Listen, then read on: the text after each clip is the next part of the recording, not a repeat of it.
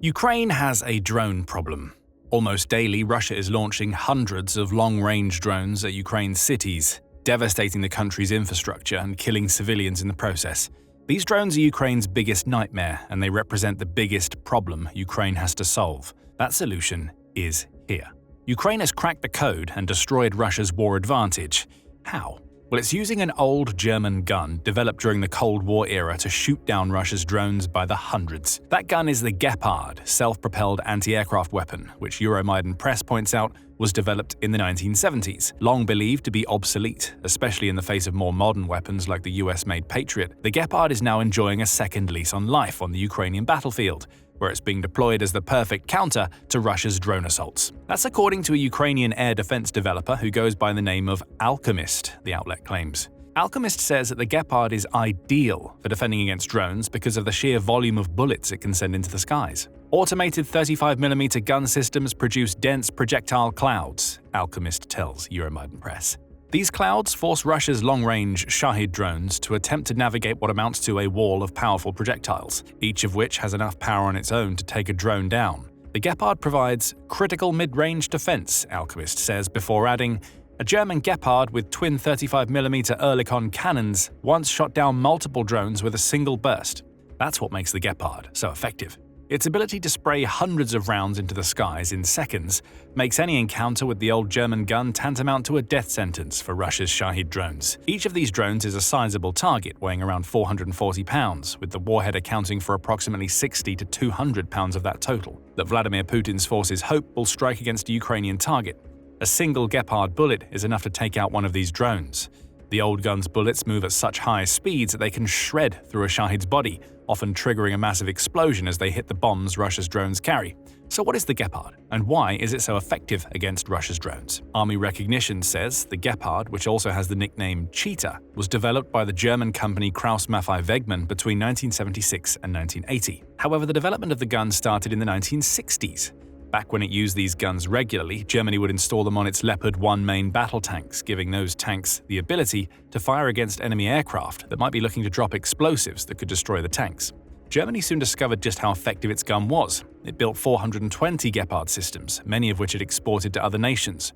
Romania, Belgium, Jordan, Brazil, Chile, Qatar, and the Netherlands all have first-hand experience of just how useful the Gepard can be as an air defense system. Now Ukraine knows too. And it's using its 55 Gepard guns to destroy the Russian drones that are terrorizing Ukrainian skies.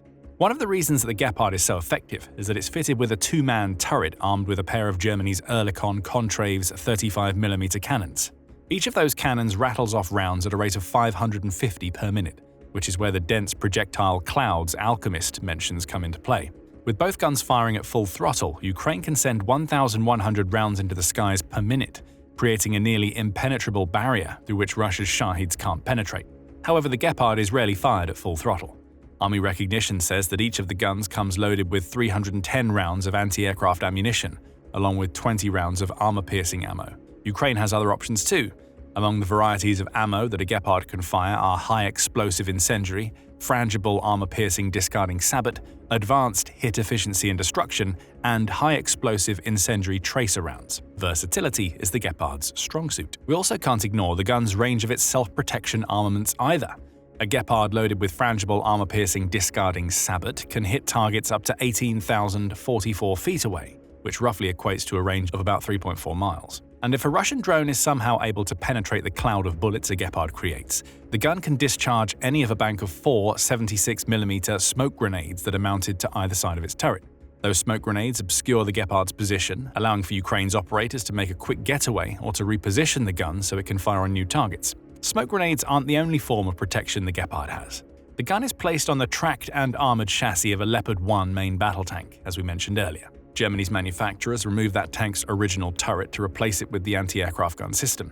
Each of these Gepard tanks, for want of a better expression, is crewed by 3 people: a driver, a gunner, and commander. Both the turret and the gun's hull feature an all-welded steel construction, which is enough to protect both the crew and the gun itself from small arms fire and artillery shell shrapnel.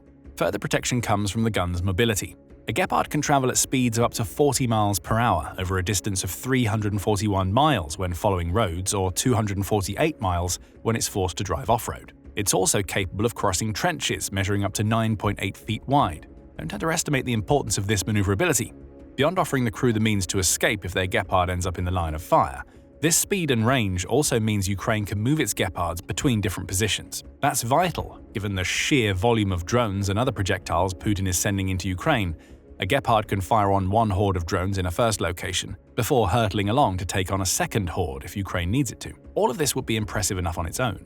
Despite the Gepard's age, Ukraine is getting a gun that's fast, protected, and capable of filling the skies with Shahed-destroying projectiles. But there's more. The Gepard also has plenty of accessories. Among them is a pair of radars, which includes a Doppler search radar and a general tracking radar. The former is mounted to the rear of the Gepard's turret roof, while the latter is mounted to the front of the turret. This combination of radars allows the Gepard to detect incoming targets from a distance of 9.3 miles away, giving the operators plenty of time to position the dual cannons before the target comes within the Gepard's effective firing range. Add to this a navigational system provided to the crew and a chemical, biological, radiological, and nuclear defense protection system, and you get a Cold War-era gun that was ahead of its time and is clearly usable even in the modern climate of the Ukraine war. Essentially, the Gepard is a combined tank and anti-aircraft gun. Russia's Shahed drones don't stand a chance against it. And that brings us to exactly why this old German gun is proving itself so vital in Ukraine. After all, it's easy to wonder why Ukraine would even need the Gepard when it has more advanced systems, such as the US Patriot and Germany's Skynex system at its disposal. The latter could even be considered a substantial upgrade over the Gepard, and you can find out more about the Skynex in our video covering the gun. The problem Ukraine has is that it doesn't have enough of either of those more modern air defense systems. And that brings us to the first reason why the Gepard is so vital to Ukraine. Russia's drone assaults are growing more intense by the month. Euromaidan Press makes this obvious in its report on the Gepard by offering some statistics to highlight just how overwhelming Russia's drone barrage has become. It says that Russia has launched around 29,000 drones at Ukraine since the beginning of Putin's full-scale invasion. At the time of the creation of this video, the Ukraine war has raged for about 41 months. That means Russia is sending an average of 707 drones into Ukraine per month. However, that average is misleading. Russia barely used drones early in the war, and even in 2024, it wasn't sending them into Ukraine at anywhere near the volume it has been in 2025. This year has seen Russia's drone strikes grow stronger, especially in terms of pure numbers, meaning the average of 707 drones per month has been left in the dust. The BBC provides some interesting statistics. It says that June 2025 saw Russia launch a record-breaking 5,438 of its drones into Ukraine. That's a long way above the 707 per month average we got from Euromaidan's figures, and it's indicative of a pattern that has seen Putin rely more heavily on his drones since the start of 2025. July hasn't seen Russia ease up. During the first 9 days of the month, the BBC says, Russia launched over 2,000 drones at Ukraine. Assuming it maintains that pace, Russia will break its single-month record for drones fired again in July. These more intense drone strikes are doing plenty of damage. Russia didn't just break its record for drones launched at Ukraine in June. It also killed more Ukrainian civilians than in any other month during the last 3 years. That's according to the United Nations Human Rights Monitoring Mission in Ukraine, which reported on July 11th that Russia's June drone strikes killed 232 people and injured 1,343. The monitoring mission's leader, Danielle Bell, outlined the terror that Ukraine's citizens now face. Civilians across Ukraine are facing levels of suffering we have not seen in over 3 years, she said. The surge in long-range missiles and drone strikes across the country has brought even more death and destruction to civilians far away from the front line. Children spend many nights not tucked in bed, but sheltering in corridors, basements, and bathrooms, covering their ears from the sounds of sirens and explosions. These experiences bring lasting scars, sadly for Ukraine's children. Putin is intent on making those scars deeper. On July 21st, The Guardian reported on Russia's most recent drone strike. Putin's forces sent 420 drones along with 20 missiles into Ukraine. Those projectiles killed 2 people, with Russia even going so far as to target a metro station where terrified civilians were sheltering. This strike followed on from another earlier in July when Russia launched a record-breaking 728 drones at Ukraine in a single day. This sheer scale is also making Russia's drone assaults more effective, The Guardian says. Between April and June, about 15% of Russia's drones struck their targets compared to 5% during the 3 months prior. What we see here is a purposeful campaign of terror. That's according to a July 21st article published by The Independent, which says that Putin is trying to use Russia's drones to force Ukraine to panic. Federico Borsari, who is a fellow at the Center for European Policy Analysis's Transatlantic Defense and Security Program, outlines what Russia is doing. There were already signs that Russia was trying to increase its output in terms of assets and platforms they could launch against Ukraine in 2024. Borsari tells The Independent. Russia is trying to diversify its strike packages to make them more cost-effective and achieve a scale of destruction that is sufficient to destroy key military targets such as airfields. Borsari adds that Putin is also targeting military recruitment centers across Ukraine, along with energy plants and civilian infrastructure. While taking these targets out is a clear goal for Russia, Putin also wants to instill fear and create panic across Ukraine. So increasing the psychological effects of this war on the Ukrainian population and at the same time discouraging people from basically going to enlistment offices, Borsari concludes. It's this sheer scale of drone assaults that makes Ukraine's Gepard guns the key to a strong air defense. More advanced systems, such as Ukraine's Patriot batteries, are focusing on the far more limited numbers of highly destructive missiles that Putin is launching at Ukraine. The Gepards hone in on the drones. As more of Russia's Shaheds enter Ukraine, the Gepard's ability to create projectile clouds is proving vital, and Gepards will become even more important in the future. You might think that Russia's heavy use of drones right now can't last forever, with thousands more being launched per month in 2025 than in 2024. Surely Russia will eventually run out, giving Ukraine some much-needed relief, right? Unfortunately for Ukraine, that seems unlikely. To ensure his rampant drone assaults can continue, Putin has increased drone production markedly inside Russia.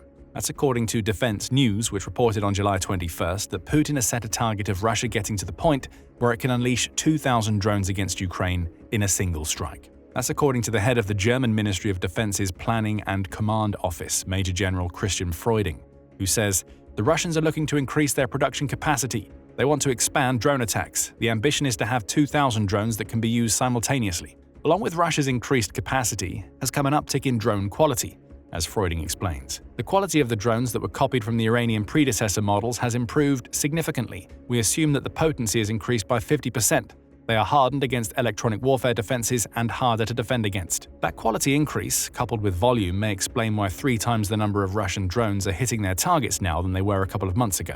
It's also worth noting that this quality uptick appears to be focused on ensuring Russia's drones are protected against Ukraine's electronic warfare techniques. Those techniques allow Ukraine to tamper with the drones' targeting systems, sending them off course.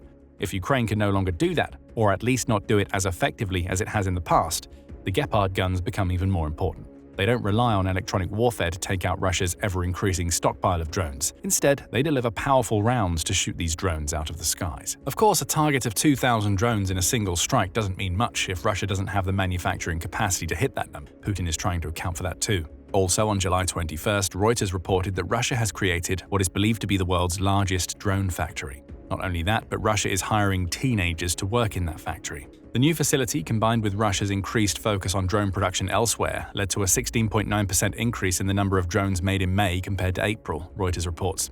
The same outlet also notes that Russia produced 1.5 million drones in 2024, meaning the constant production increases should be more than enough to take it past the 2 million mark in 2025. Euronews adds to this, claiming that Russia is now building around 5,000 long-range drones per month, which will amount to 60,000 for the entire year.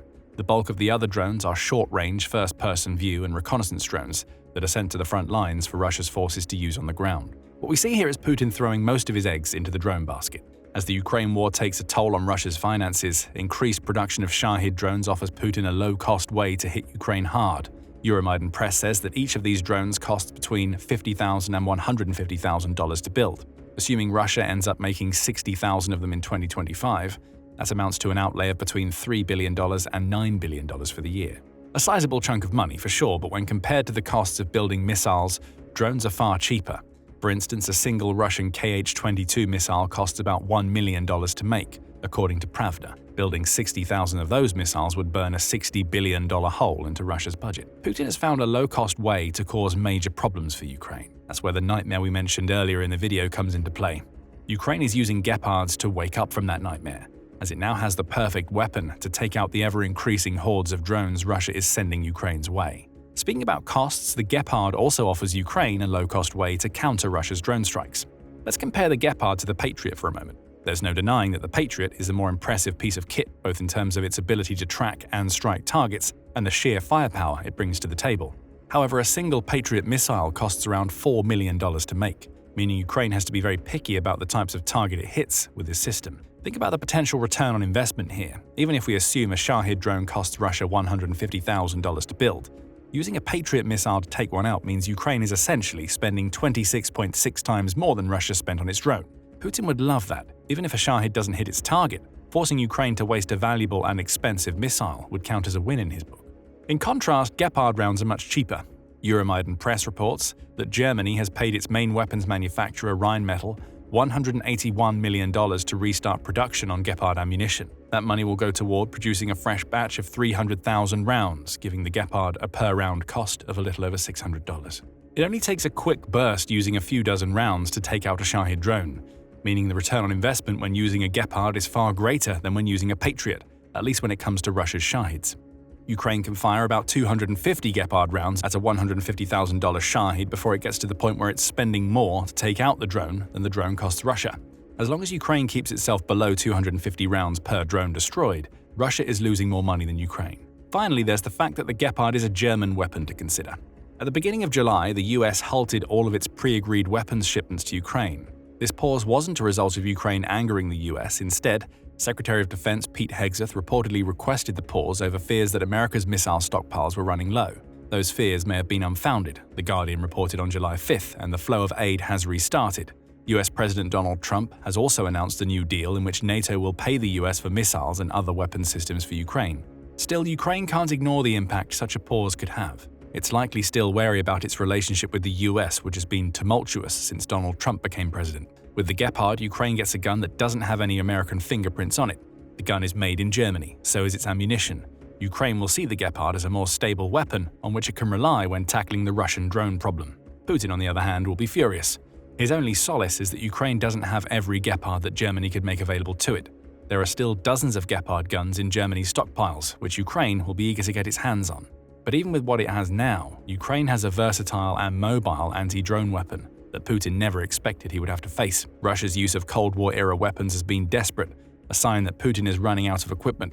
For Ukraine, the Gepard gun showcases how to innovate when using weapons from that era.